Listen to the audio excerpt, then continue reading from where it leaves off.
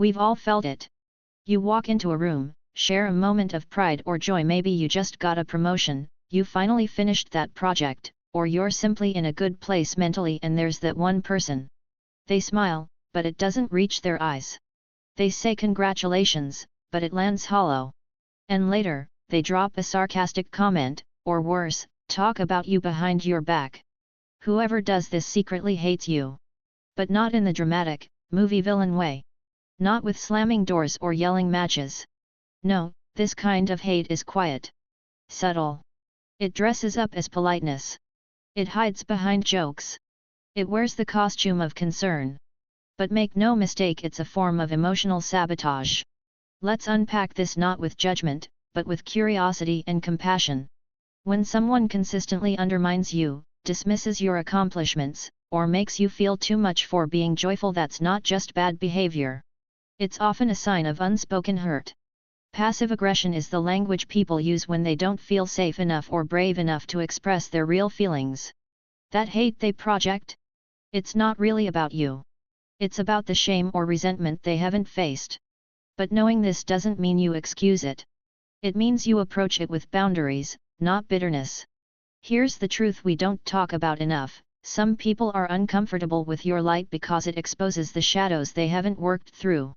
Psychologists call this social comparison theory, calls it a shame trigger. When someone sees you thriving, it can trigger their own sense of inadequacy. If they haven't done their inner work, that trigger turns into criticism. Not because you're doing something wrong, but because they don't know how to celebrate someone else without questioning their own worth. That's not your burden to carry. If you feel like you're constantly walking on eggshells, minimizing your joy, or explaining your worth to someone, that's not friendship. That's emotional exhaustion. Vulnerability is the currency of trust. And when people can't be vulnerable with you, they sometimes choose the opposite: control, sarcasm, subtle jabs. Recognizing this isn't about playing victim. It's about reclaiming your space. You can't grow in an environment that punishes authenticity. The goal here isn't to cut everyone off. The goal is to recognize covert hostility and respond with clear boundaries. You get to say, I deserve to be celebrated, not tolerated. I'm not shrinking to protect someone else's comfort. If your love feels like quiet resentment, I have to protect my peace. Setting boundaries isn't mean. It's responsible. And the moment you stop shrinking, you'll see who was only clapping when you were small.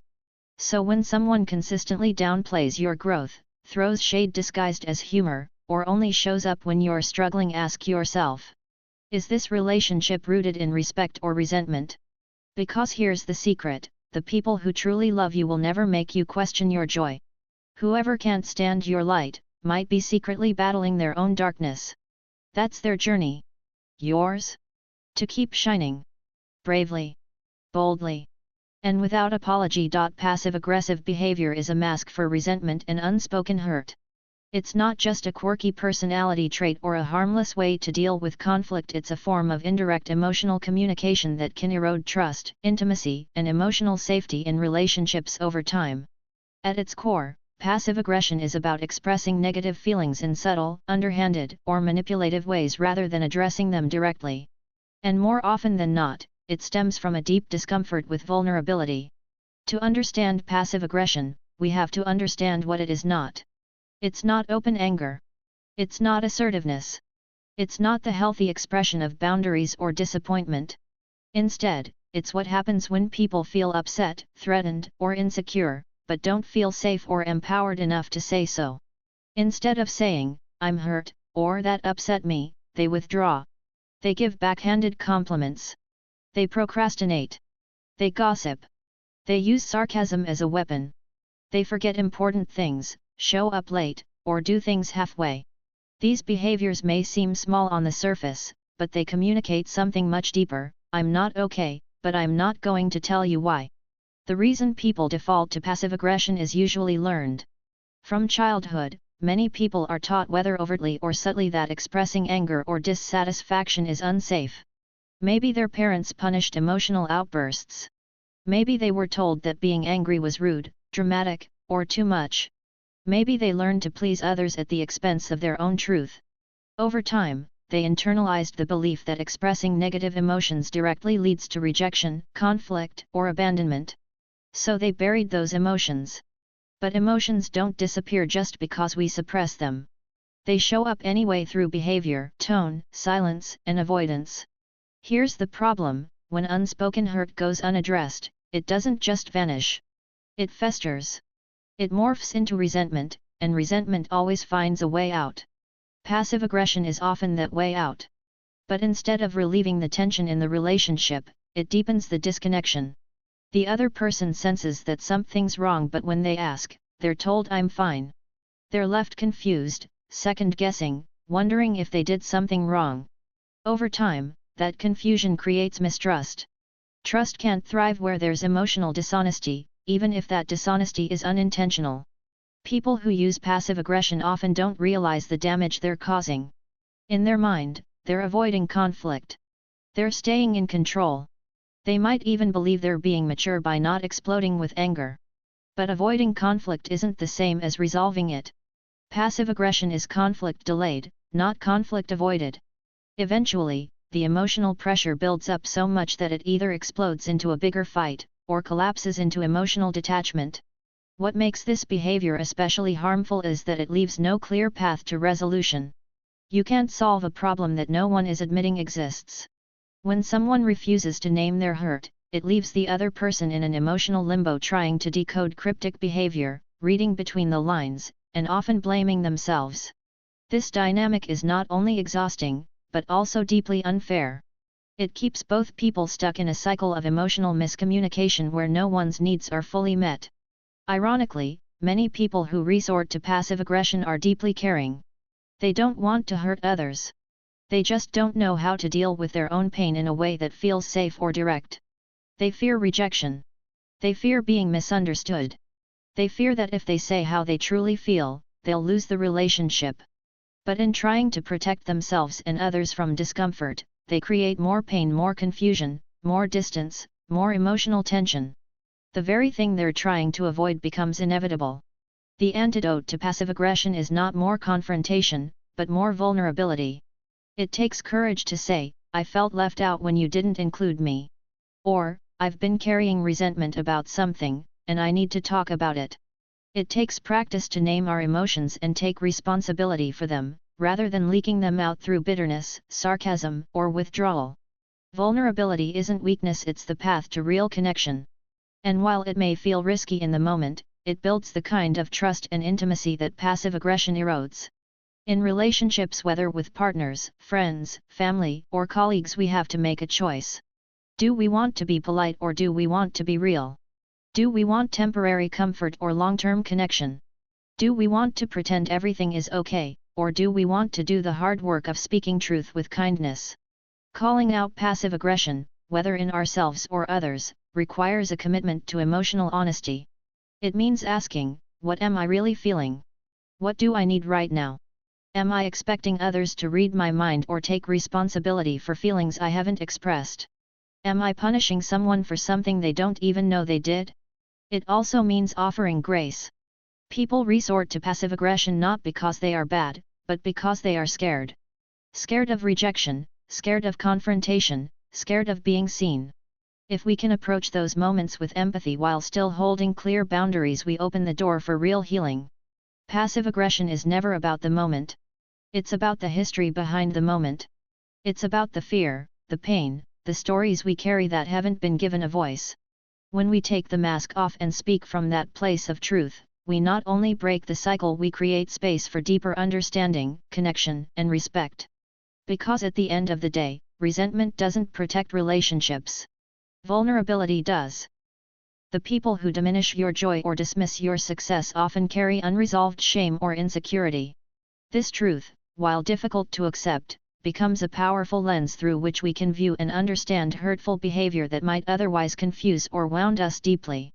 It's not always easy to separate ourselves from the impact of someone else's words or attitudes, especially when those words come cloaked in sarcasm, indifference, or veiled criticism. But when someone cannot celebrate with you, when they minimize your excitement or act uninterested in your achievements, it often has much more to do with what's going on inside of them than anything you've done wrong. Shame is a quiet, corrosive force. It convinces people that they're not enough, that they're falling short, that they're failing in comparison to others. Insecure people who carry unresolved shame are often stuck in a cycle of internal comparison. They measure their worth against the success, beauty, intelligence, or happiness of those around them. And when they see someone thriving, especially in an area where they feel lacking, it triggers a deep discomfort. That discomfort doesn't always look like sadness or self-reflection. Sometimes, it comes out sideways. It looks like withdrawal. It sounds like a joke that cuts a little too deep. It feels like a lack of support, like someone pulling away instead of leaning in. This isn't because they are inherently cruel or unloving. It's because they are emotionally overwhelmed. They don't yet have the tools to regulate the jealousy, inadequacy, or fear that bubbles up when they see someone else shining.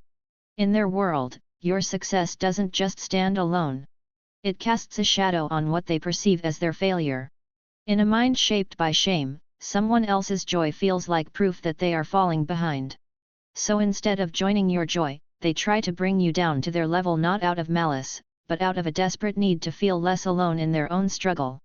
It's important to remember that this doesn't make their behavior okay. Diminishing someone's happiness is never an act of love. But recognizing the root of this behavior allows us to set boundaries without becoming bitter. It lets us say, "This hurt, but I can see that the hurt came from a place of pain." That clarity gives us freedom. We don't have to internalize their discomfort as a flaw in ourselves. We don't have to apologize for being proud of something we worked hard for. And we don't have to shrink our light to make others comfortable. Insecure people often feel threatened by what they cannot understand or match. When they see you achieving something, especially if it's something they desire but haven't been able to reach, they may try to convince themselves and you that it's not a big deal. They might say things like, "It's not that impressive," or "You just got lucky." These kinds of statements are not about you, they are self-protection. It's easier for them to downplay your success than to confront the ache of their own perceived inadequacy. There's also a level of emotional immaturity involved. People who haven't learned to process their own shame tend to externalize it. Rather than saying, "I feel insecure," they unconsciously think, "You're making me feel insecure, so you must be the problem." And because they don't have a healthy framework for handling that discomfort, they try to make you smaller. It becomes a subtle form of emotional sabotage, a way to regain equilibrium by bringing others down, rather than raising themselves up. This behavior is especially common in relationships where comparison is baked into the dynamic. Among siblings, co-workers, or even close friends, these emotions can creep in unnoticed. A person might love you deeply and still struggle to show up fully when you're succeeding, not because they don't care, but because your joy activates something unresolved within them. This is not a failure of friendship, but a call for healing. And sometimes, that healing can only happen with distance and honest reflection. For those of us on the receiving end, the work is twofold: protect our joy and offer empathy where it's warranted. Protecting your joy means refusing to let someone else's silence or cynicism dictate how proud you're allowed to be. It means celebrating yourself even when others don't.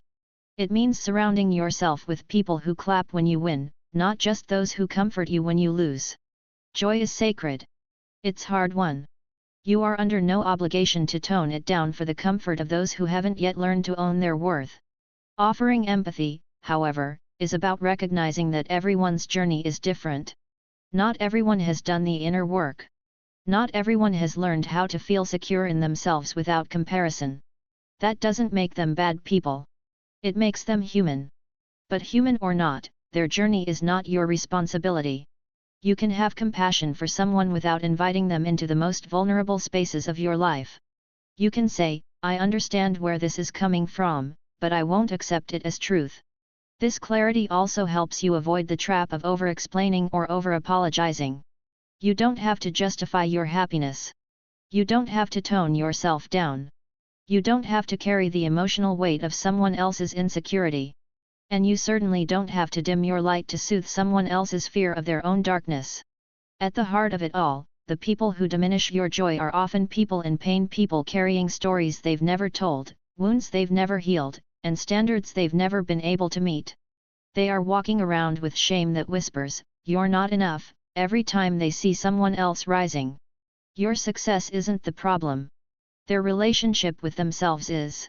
And so, the work becomes this: celebrate boldly, love wisely, and don't take personally what is only a reflection of someone else's internal war. Their shame does not define your worth. Their silence does not invalidate your joy. Your growth is not a threat. It is a light, and whether others can embrace it or not, it deserves to shine. Healthy relationships require vulnerability, honesty, and accountability, not covert competition or subtle sabotage. This truth may seem obvious on the surface, but in practice, many relationships, romantic, platonic, familial, or professional, suffer quietly because one or both people fail to embody these core principles.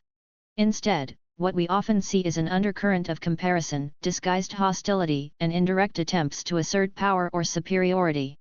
The illusion of closeness can persist for years while resentment festers underneath, because real connection is not built on proximity or history, it's built on emotional transparency and mutual respect. Vulnerability is the gateway to true intimacy.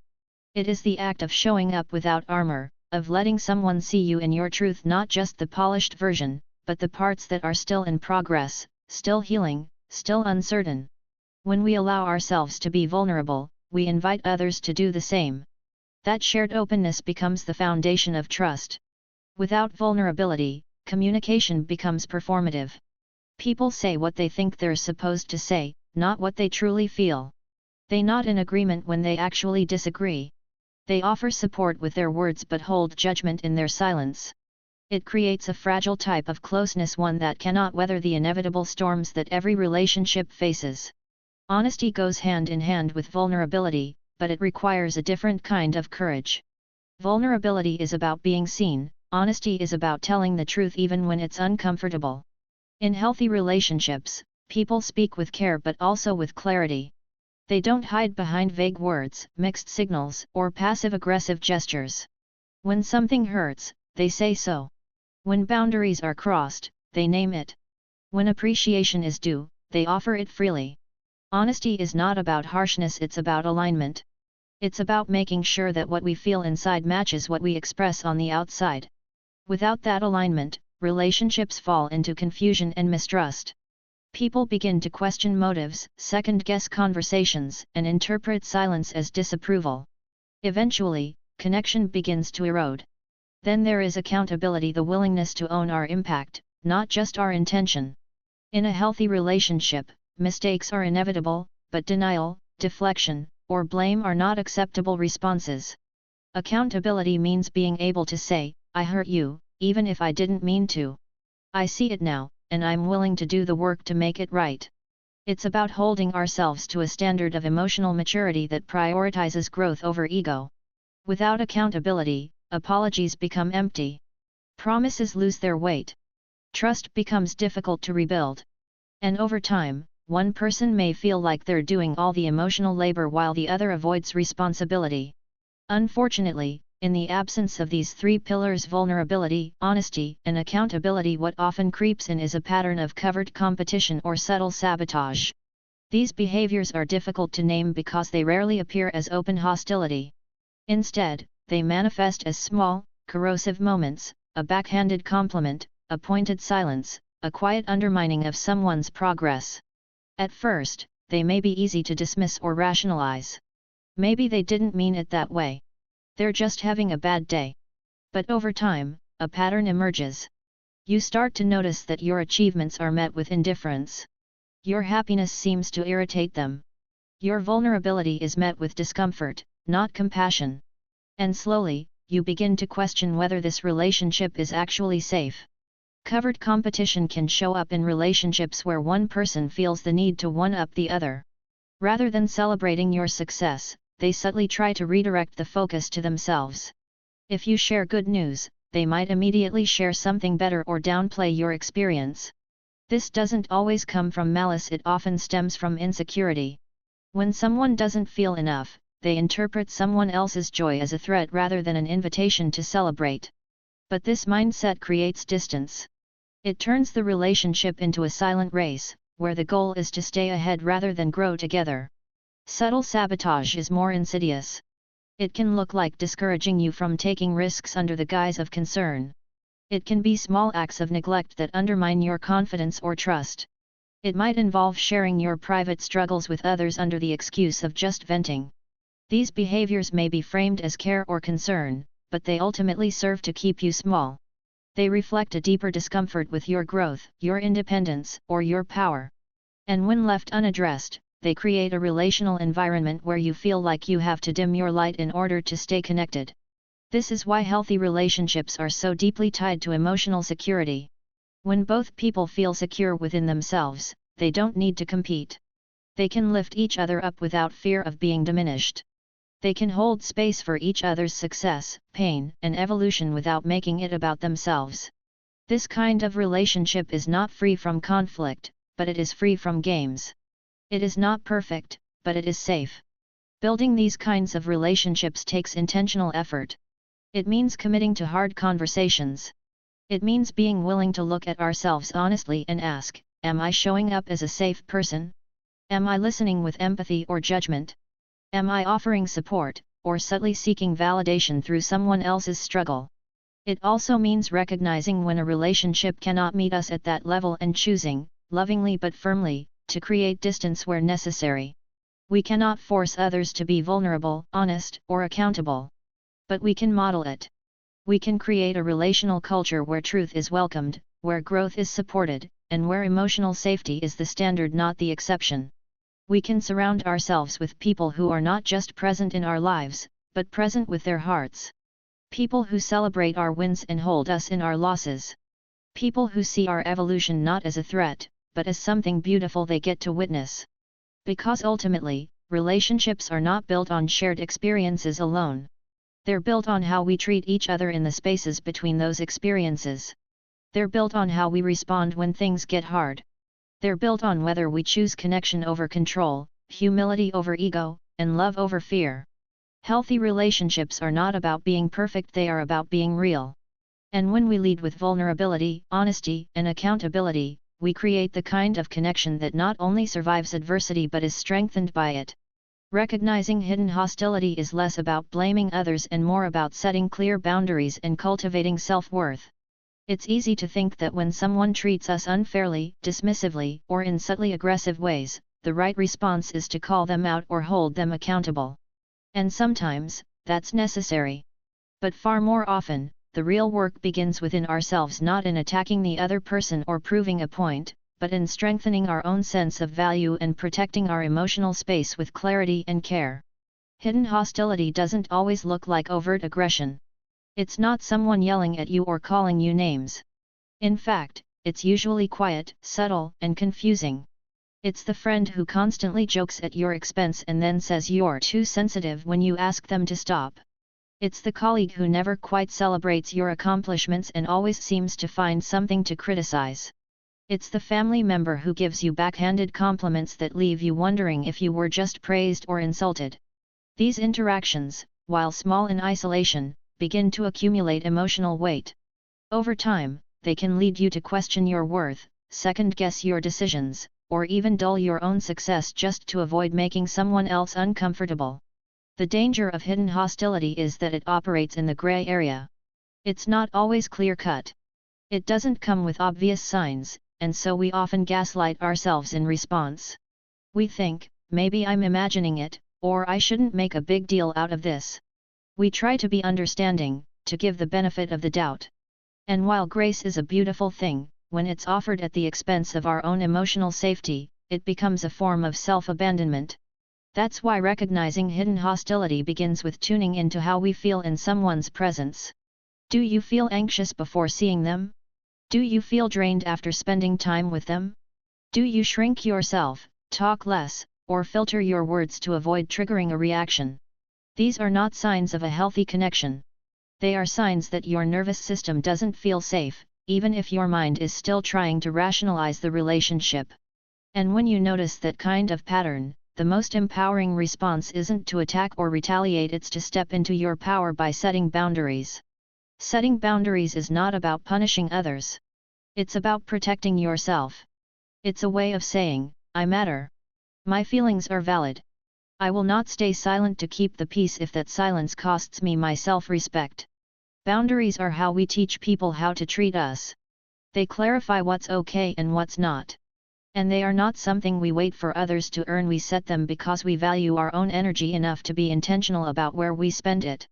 When we don't set boundaries in the face of hidden hostility, we often begin to internalize the messages we are receiving.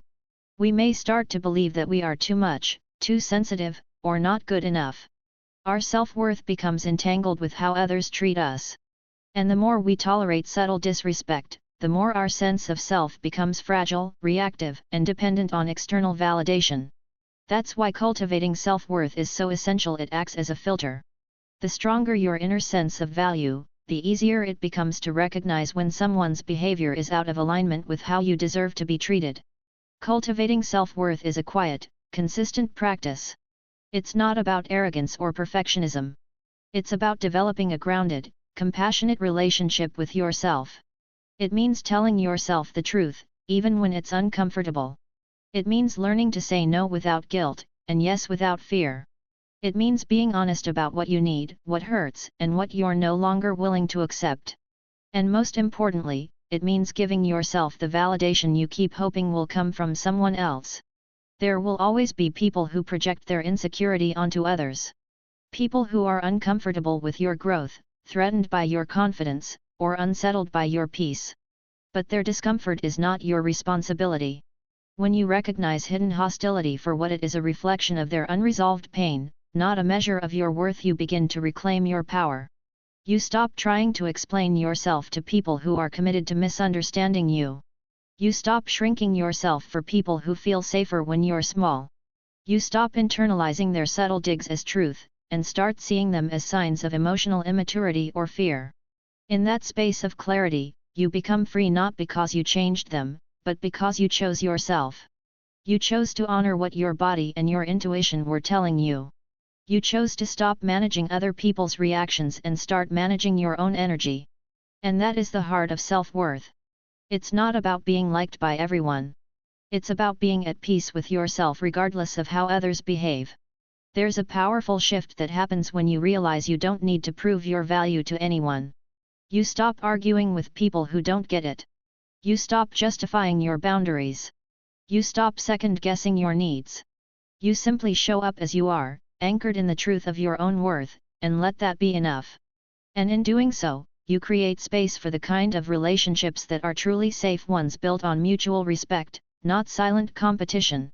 Ones rooted in trust, not tension. Ones that hold space for your full expression, not just the parts that make others comfortable. Recognizing hidden hostility doesn't require you to become hardened or suspicious. It requires you to become wise. To listen to the signals. To trust your gut. And to take the actions that honor your peace, even when they are difficult. Because the real work of protecting your heart isn't about fixing other people, it's about loving yourself enough to walk away from anything that makes you question your own value.